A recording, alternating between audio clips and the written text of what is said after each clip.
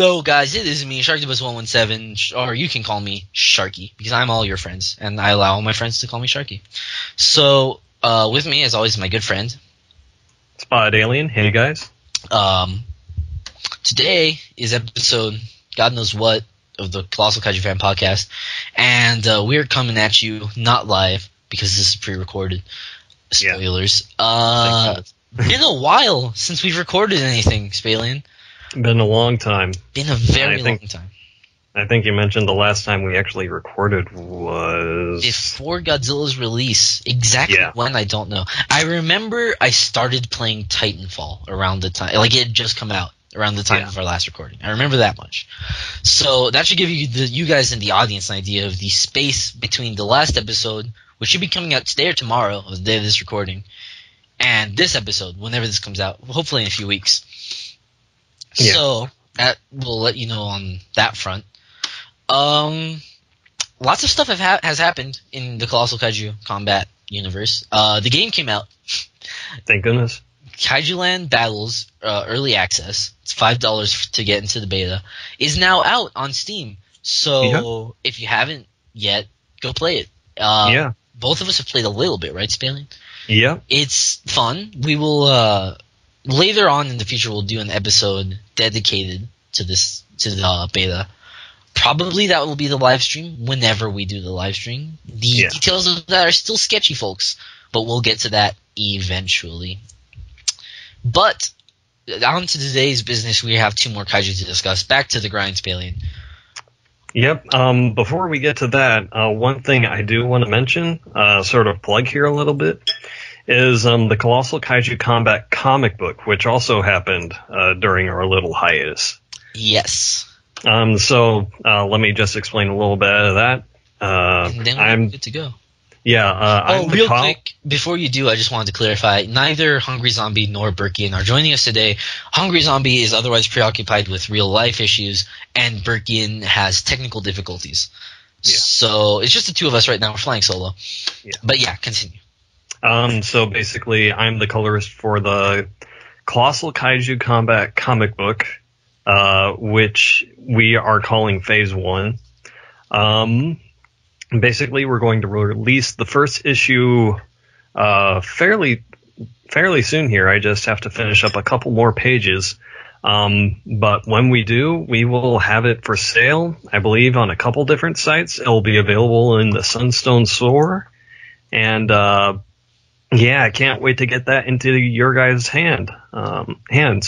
So, yes, we will be sure to bring well, actually, we should probably devote an episode to that, Spalian. When it comes out, we should, take a look at it and actually talk about what it was like to make it. Because I think that'd be a really interesting topic to talk about.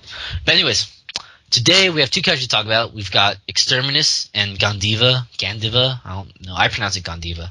Yeah. But that's just me. And we're going to talk about them right now. So, guys, this is our first kaiju to discuss is Exterminus, who comes in at a height of 75 meters, which is actually kind of small, I think. Yeah, Exterminus is one of the smaller kaiju, at least in concept. Smaller, kind of light, actually. Yeah, surprisingly so. I always imagined him as being bigger. Yeah, but really that kind of fits into how he handles with combat. He's, I think, the only monster on the wiki listed as adaptable. He is. I can confirm there's not one other... Well, maybe Caverstein. Let me double check. No, Caverstein's melee control. Nobody else is adaptable energy type or combat style. Yeah. Which is pretty intense. Just real quick, let's go over his backstory just a bit. So, long ago, there was this planet, right? And it was called Buria Prime. Yeah, I think... I have no idea if they'd roll the R's or anything, but yeah, I used to be able to do it. Can't do it anymore. I'm Hispanic, anyway. And thanks to a genetic defect, I can't roll my R's. That's actually not a lie. Wow. But yeah, basically, he is a mechanical, organic organism, just kind of built to for the ultimate weapon of war, I believe. Is that it? Yeah, I think Yeah. that's it. He was repaired and rebuilt countless times and became uniquely suited to destroying every opponent he encountered.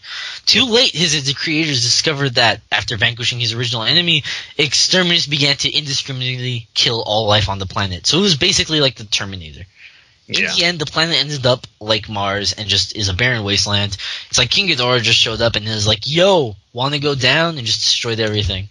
And yeah, except Godzilla wasn't there. Except Godzilla wasn't there to turn it around. Yeah, Godzilla and Rodan, technically. And Mothra. The whole Monster Summit, really. Yeah, really. I love that movie. But anyways, so that's his backstory. Real quickly, Span, let's talk about his backstory and design. Well, actually, maybe we should save design for a bit because it comes into his gameplay. Yeah. So let's just talk about his backstory.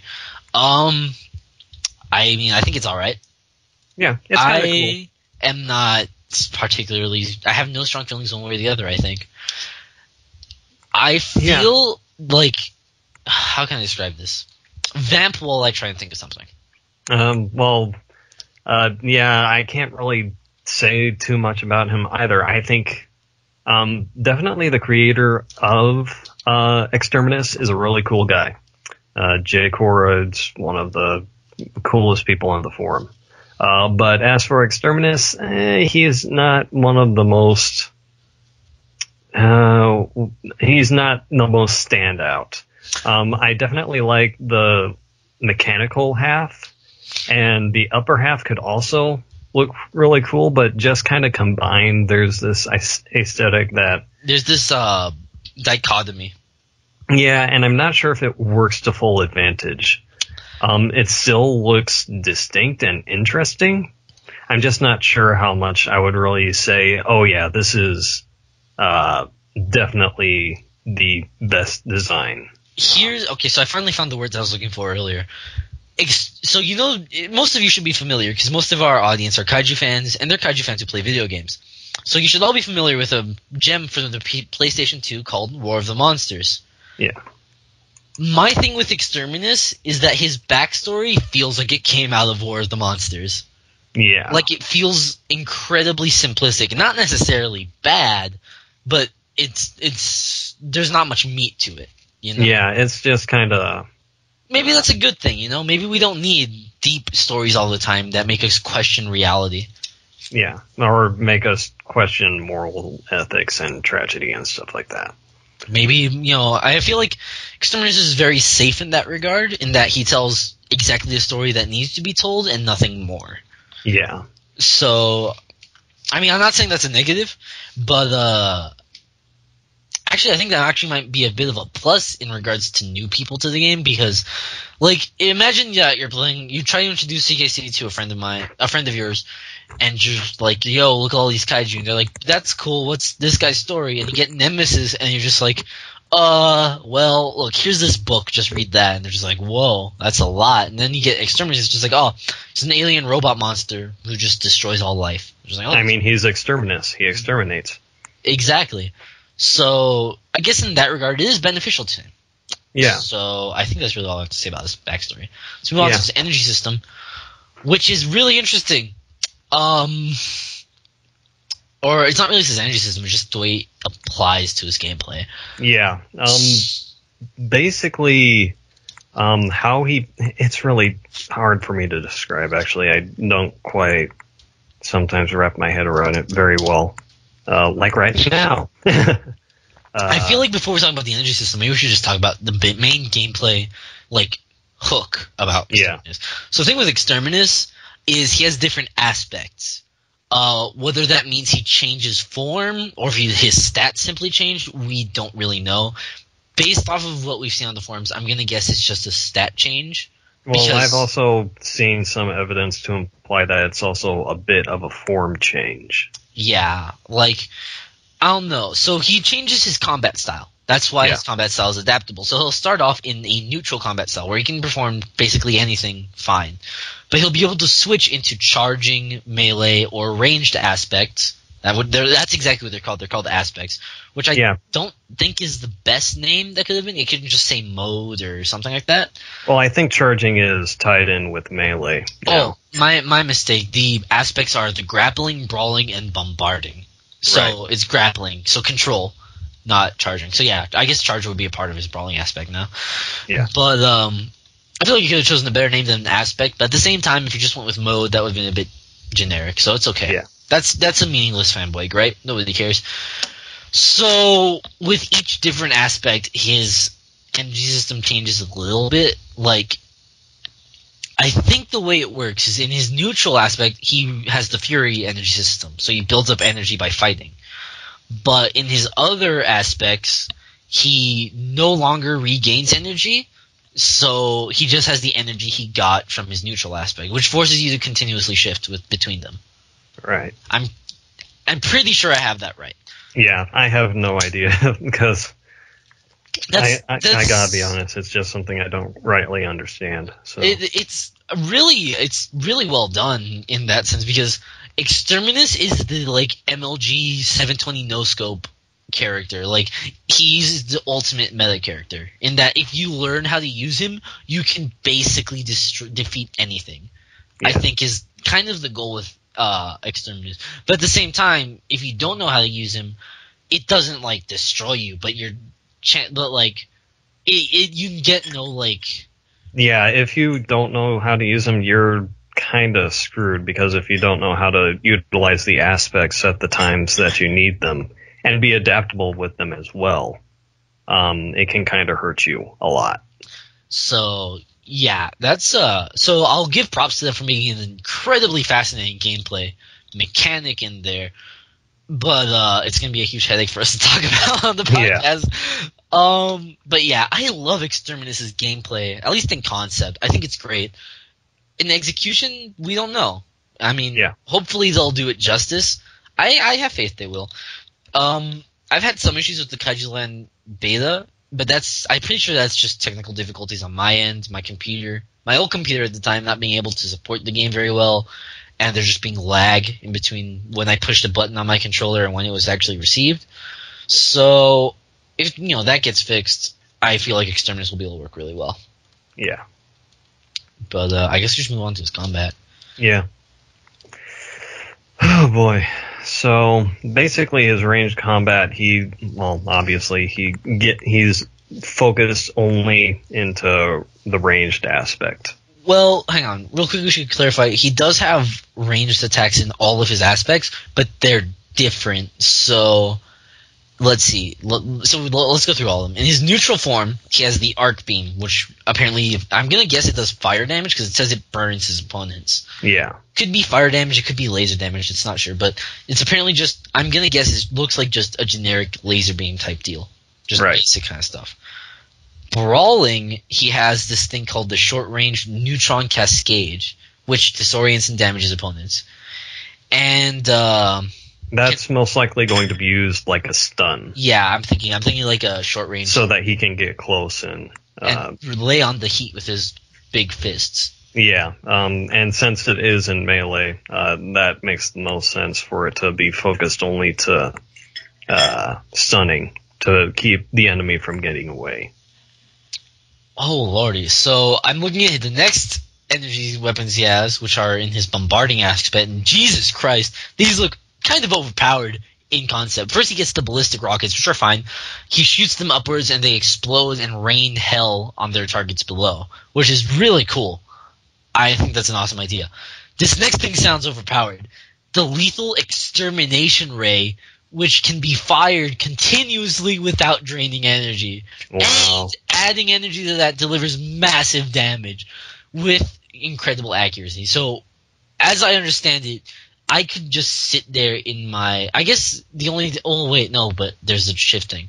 So I was going to say is you could probably just sit there in the bombarding aspect and hit with the extermination ray without using energy for, like, forever. And then in the last stretch, use energy to seal the deal. Well, and the other question is how powerful is the extermination ray? Does it get knockback? Does it trigger damage animations? It's a whole thing. This is something that could very easily be incredibly overpowered if it's not done right. Or it could be a bit wonky. Yeah, it could be a bit wonky. I'm going to just point out right now that I feel like this should be double-checked, maybe triple-checked, before Exterminus is, released and revealed and ready to go.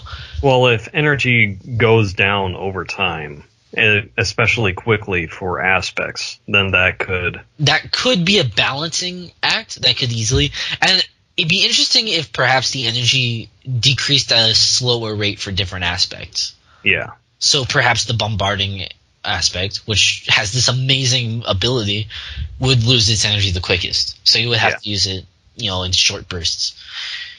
So yeah, that is an interesting find we've stumbled upon. Yeah. His grappling aspect has no weapons whatsoever. Yeah. So nothing to talk about there. Grappling aspect, obviously, grappling all over his aspects. Obviously the grappling aspect will be the strongest at it. Mm-hmm. His neutral aspect can grab buildings and other monsters, but he can't really throw them or anything because he doesn't have the strength to hold them over his head very much. Yeah, and that plays into his size. Yeah. Thing. Which, man, I can't believe Exterminus is so small. I always imagined him as being bigger.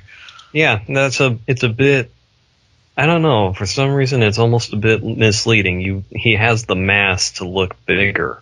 Yeah, like I was thinking Tornak size, like 95 meters at a minimum. Yeah. I always felt like he was pretty big, but apparently not, which is a bit surprising.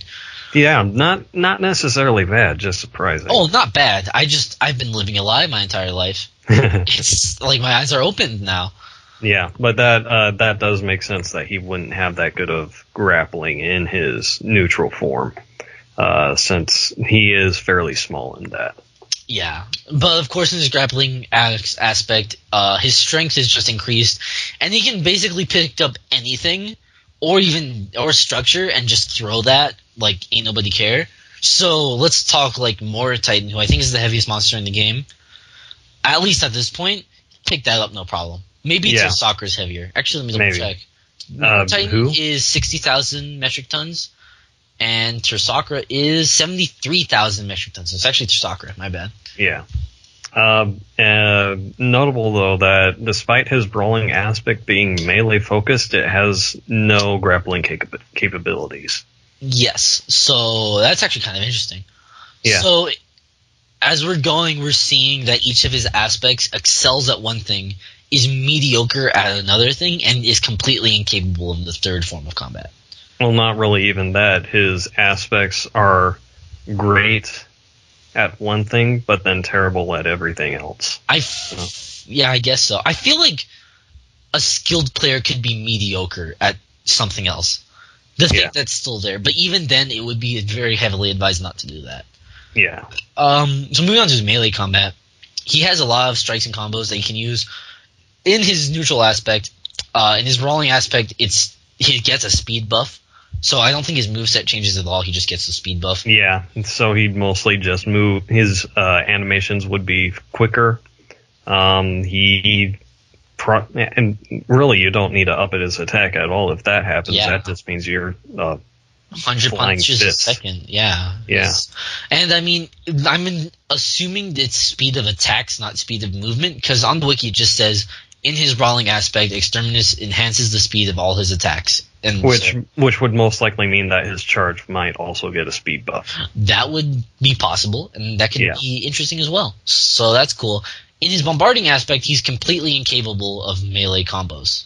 Yeah. So going back to that, his neutral aspect is okay at almost everything, and his other aspects excel at one thing. What they're made for, but should not be used for anything else, which leads me to believe that his aspects will be on a very short time limit.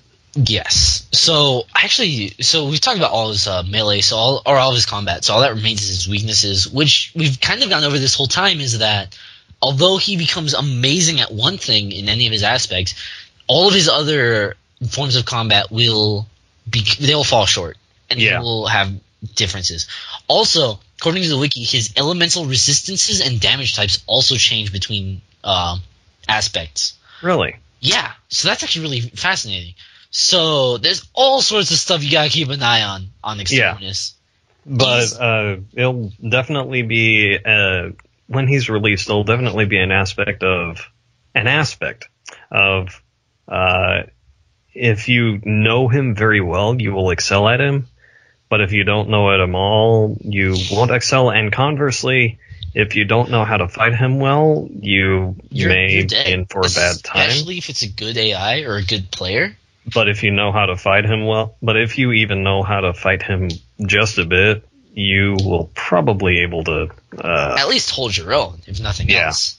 Curb stomp him at the best. So I'm gonna say, actually, this is something that popped into my head as we were talking about it, but it dawned on me that Exterminus really fits as a boss character. I feel a bit, yeah. I feel like he wouldn't be the Shao Kahn of the game, to make the Mortal Kombat reference, but he could very easily be like the Goro or the Shang Tsung. Possibly. Like the second or third to last boss. Possibly. The only problem is that his neutral aspect does okay at everything, but especially with like grappling, it doesn't excel very well. So that would be one thing that would keep him from truly being a boss character. The only thing that would really hurt it would be if he were able to get enough energy and be able to start utilizing his aspects really effectively. Yeah. So, so hang on, I just noticed it says he needs to visually shift his appearance in each of his aspects. So it does seem to imply some sort of change in his actual model. Possibly, though it may also mean that just means that he gets like an aura change, like with that is possible. Yeah. So maybe that's what they mean by visual, or maybe they mean actually tamper with the model and make more models. But that sounds like a lot of money. But yeah. That's Exterminus. Not much else to talk about here. So I'd give him. I think he's a pretty good monster. I'm actually very fond of him, and I would like to see him in the next game for sure. Oh yeah, definitely. It's hard because there's so many other really good monsters out there. So it's hard for me to say that I would give him my vote. But I would give him my vote due to seniority. Yeah, you know what? That's also a really good point. Of the senior monsters, he's probably like one of the best. One of the best. I'm gonna say there's 7 senior monsters. IMHO. As someone who has actually been commissioned to draw Exterminus, thank you, J. Cora. He is really just kind of iconic of kaiju combat, I think now. He's just really well. I would agree. There's that epic picture of Exterminus fighting Cherno Alpha. Yeah. Which, whoever, be it you, Wee or Plush, whoever does the picture linking for this podcast, be sure to put that picture at this bit right here, because that'd be awesome. Yeah. So, yeah. Exterminus is probably definitely my top 3 of the OG monsters. Yeah. I guess I would say. I don't know if I would count Shalana and Grimgarl among them as seniority, because their forum members have been here for like forever. But the monsters, yeah, they just kind of they were about when SPN2 was coming out for the card game. I want to say Shalana came out after Fall of Nemesis' cast was solidified. Yeah. So I want to say he was like the first one revealed after that. One of them, yeah. Not sure. So, yeah, I guess that's all we got to say. We are done here. All right, on to the next one. All right, let's go. So, we just finished talking about Exterminus, Spalian. Yep. That was literally 1 second ago. No time has passed in between these takes. None at all. So now, we move on to our next kaiju discuss, which is Gandiva.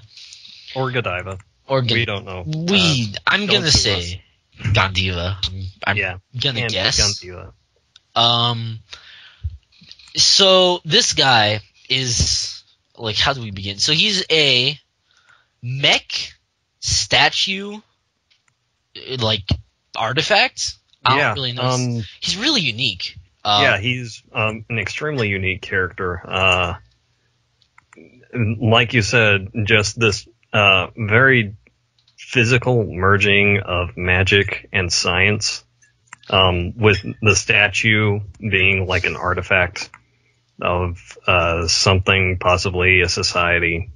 Hang on, I believe it does mention where it is. Keep on going. Yeah, but then being augmented by modern technology to also function as a weapon. So.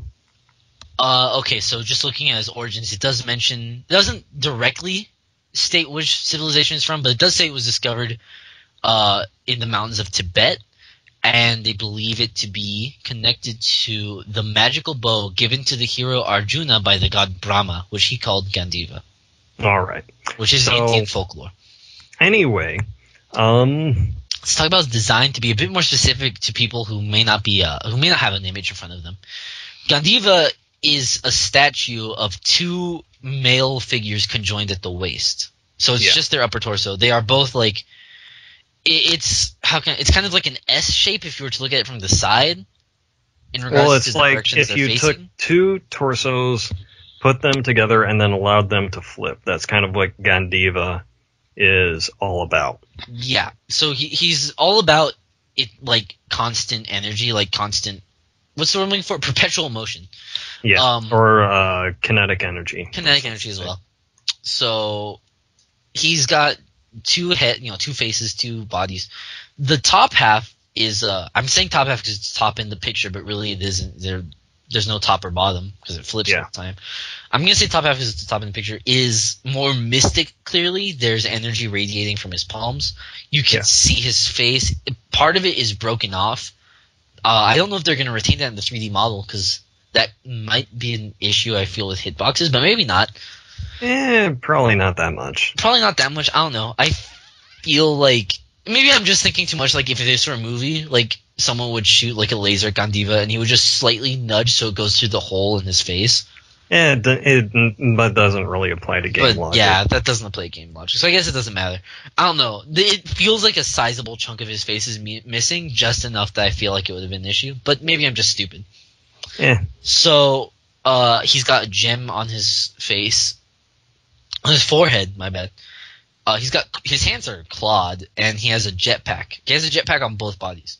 Yeah. His bottom half has apparently been severely destroyed by unknown means, or not destroyed, but like just ravaged. So his face is completely covered in this helmet, and his forearms have been replaced with giant Gatling guns. Yeah. So he switches between ranged and control combat styles. Yeah. Which is really cool. Yeah. And I think he also has a bit, it mentions he has a bit more grappling, so likely that plays into his predominantly blue half, his more mystical half, being able to use its giant claws for grappling. Mm-hmm. Yeah. So, and also he has changes in energy, I believe. Not energy, but which is also something interesting to know. He's listed at 60 meters, but that's just his height. He'll be floating, I think, about 20 meters off the ground. Yeah, so he'll take up more space.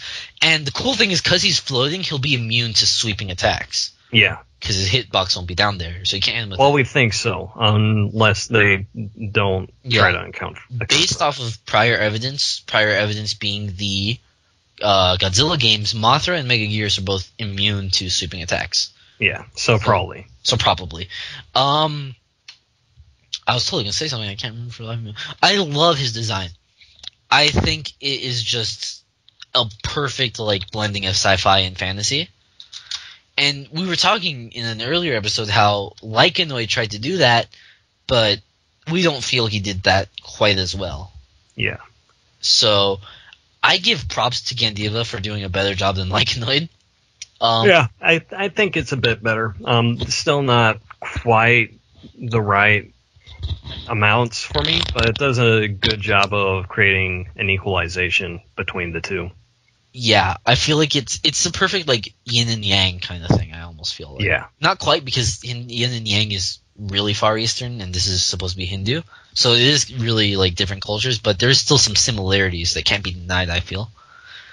But yeah, I don't know if we have anything else to talk about his design or his origin, really. His origin's pretty basic. They find this statue, it's constantly producing energy, so they stick some guns onto it and boom, Kaiju Defender of the World. Yeah, there's not a whole lot to it other than discussing his combat style, which is his design definitely is very influential in how that works. Yeah. So, moving on to his energy system. He has an endless supply of energy, which he can use to fly or use his ranged weapons, but the recharge rate is slow, which is interesting. Yeah. So, it also implies that if he takes more damage, it will increase his power regeneration rate. So that's actually pretty interesting. Yeah. Potentially doesn't sound like a terribly broken energy system, but it doesn't sound like a terribly... Here's a super interesting thing they added. If he has full energy, when he takes damage when his energy is full, it does bonus damage to him. Right. So he has this like overload kind of feature to him, which is really interesting. I really like. I think Gandiva's got an awesome energy style as well. That is really well. It's really basic, but at the same time, it works really well. Yeah, and it's even one of his faults, one of his weaknesses. So that's going to definitely play a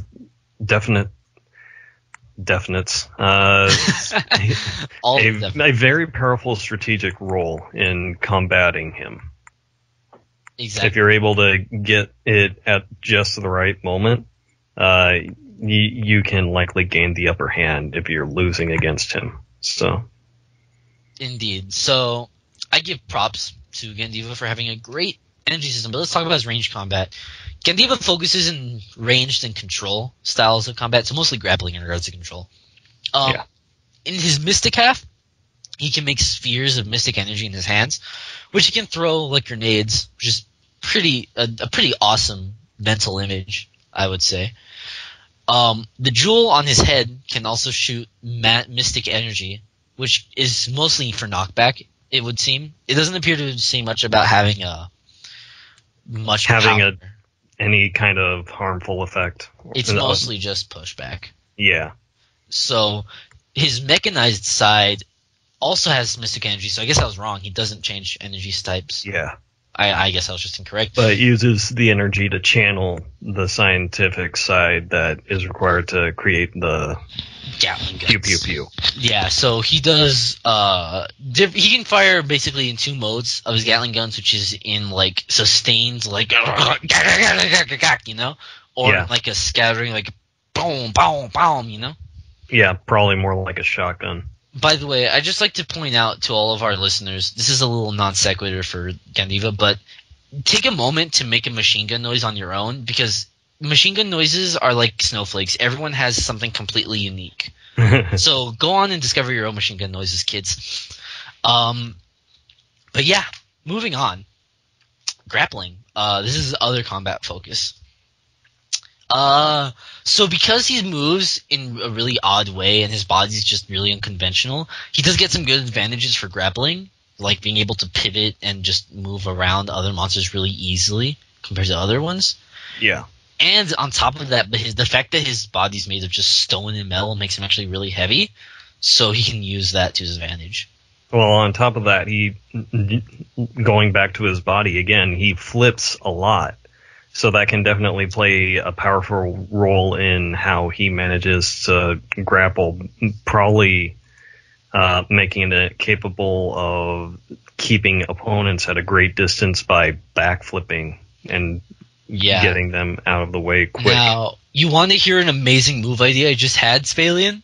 So while we were talking about this, I was thinking, okay, so Gandiva grapples the kaiju, right? And they're in the grapple. He wins it, and he gets to do his throw move. So he grabs them by like the shoulders, and then he like flips himself over them, switches his as he does that, he flips sides, but the side that's still grabbing him, the other kaiju, like throws them up into the air. And when he lands, he's completely changed mode. Yeah, that's potentially a very what am I looking for? It could potentially give the players some good time to find out what they need to do. Because assuming switching between the two torsos takes time, that would be a good way to do it quickly while still inflicting damage. Now, if it doesn't take time and it's just an instantaneous thing, then I mean, it's still, you get to do damage while you do it, so that's good. But I guess it wouldn't be quite as necessary in regards to balance. Yeah. But I think I just came up with that idea literally right now, and I was like, that is cool. The public must know. Yeah, that could be really interesting. So yeah, I hope you're taking notes, Simon Strange, because we got your ideas right here. Moving on to melee combat, not a whole lot to talk about. He does some swipes with his claws.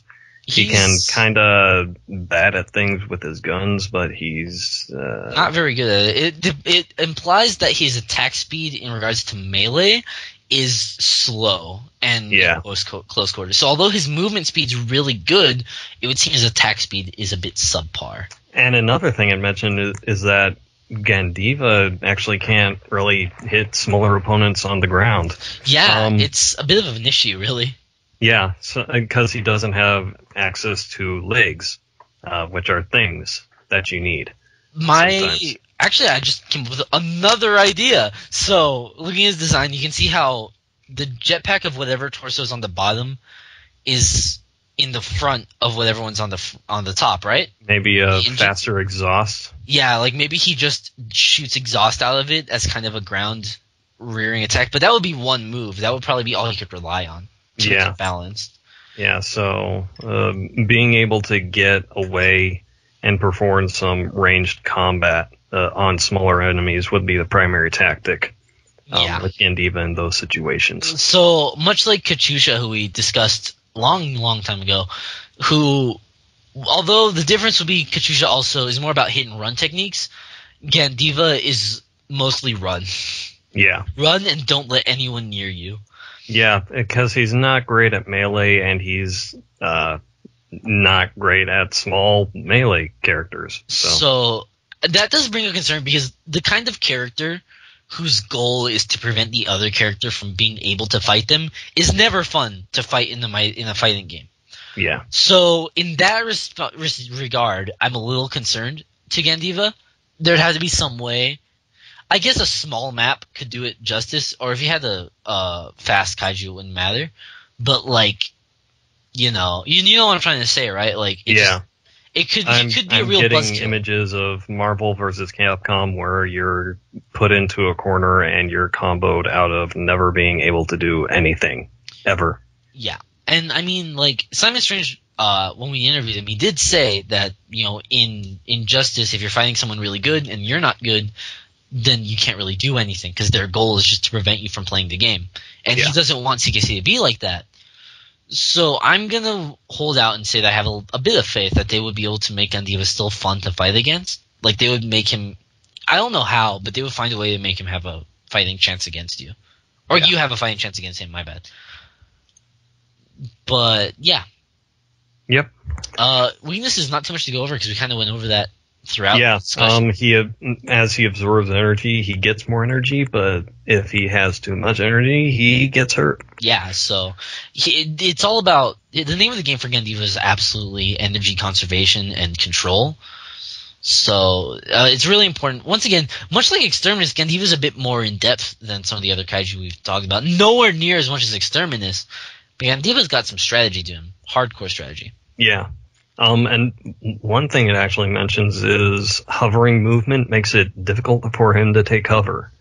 So I remember that they wanted to implement destructible environments. Yeah, hopefully we'll be getting he might not be able to really take cover behind buildings when they get that implemented. So yeah, that's an interesting weakness. That's actually a really unique one. The only buildings that can provide any kind of real meaningful cover, I suppose, would be skyscrapers. And I pray that – okay, I just want to give a quick shout-out to Godzilla Save the Earth.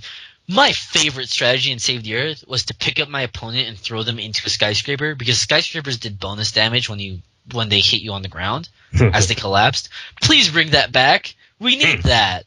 That happened in Godzilla 2014. Spoilers if you haven't seen it yet. If not, what are you doing? But, like, come on. That's just too cool to not have. So, Sunstone Games, please put that in the game. Yeah. That said, we don't have much else to talk about Gandiva. So, just conclude, I guess. Yeah, made by another cool guy. So, yeah, not a whole lot more to talk about. Nice. All right, guys. So thanks for listening to the podcast today. I feel like this was a longer podcast. We can double check right now once we're done recording, but it feels a bit long to me, doesn't it to you, Spalin? A bit. Feels a bit on the longer side. Maybe lengthened a bit by our breaks, but that's potential. What breaks? I don't know what you're talking about. Yeah, we didn't have any breaks. We recorded that in one take. We break people something. Yeah. I don't know. With our mad MLG skills. Yeah. So yeah. Just a reminder for everybody. Normally this is the part of the podcast where we open up the CKC mailbag and answer your fan questions. But our mailbag's empty at the moment, so if you may fill up after we get out the next episode and this episode, but yeah. So if you haven't already, go ahead to our forum thread, the Colossal Kaiju podcast thread, and leave your question there, and we will do everything in our power to answer it. On the podcast. On the podcast. Just, keep it fairly topical for the most part. Yeah. And really that's, as we said before, we're working for the live stream episode, which will happen eventually, probably around the time when, right now the big issue with Kaiju Land Battles at the time of this recording is issues with setting up games with people you want. Yeah. So private games. There is a system, but it isn't amazing. Yeah. So they're still working on the lobby right now. So when that gets improved, we'll probably around then do the live streamed episode, I want to say. Yeah. But in the meantime, you can still go ahead and check out the Kaiju Land Battles beta. Yeah, absolutely. Go ahead and I know Simon really wants there to be more people playing and reporting bugs. So once you can start doing that and start getting those in, that'll be really helpful to him. Absolutely. It is $5 on Steam. The same price as getting a DTM, Design Team Member status, I believe. Unless it's gone up since the last time I checked. Double check. Yeah, I have no idea. Design Team Membership, yeah, $5. So, yeah, you can go ahead and get it for the exact same price as you would to become a Design Team member on the forums. Yeah. And real quick, remember to keep an eye out for the CKC comic. CKC Colossal Kaiju Combat Phase 1. We'll have it on the Sunstone store, and I think last we talked about it, we might also have it up on Amazon. So, is there plans for a digital release at the moment? Just on it's basically only going to be digital. Then I'll definitely get it. Yeah, well, we're gonna try to work toward print, but eventually, but right now, digital is the way to go. Okay. And remember, guys, in addition to the Kaiju Land Battles beta being really helpful to Simon, you guys get Kaiju coins. Yeah. So, in case you don't know what Kaiju Coin is, which if you're a forum member, you absolutely do, but if you are not, Kaiju Coins basically are just like, they're kind of like trophy points, essentially. But if you get like 100 or some huge number like that, you can get a sponsorship. You just turn that in and get a sponsorship. If you get like 1,000 or like 1,500, you can get a progenitor status and get in the game, or at least get a progi status and have a chance at being in the game. Yeah, it takes a lot of time to build them up, but once you got them built up, set. Why not use them? Yeah, so go ahead and grind, I guess. Yeah, make sure to check out the Kaiju Land Battles.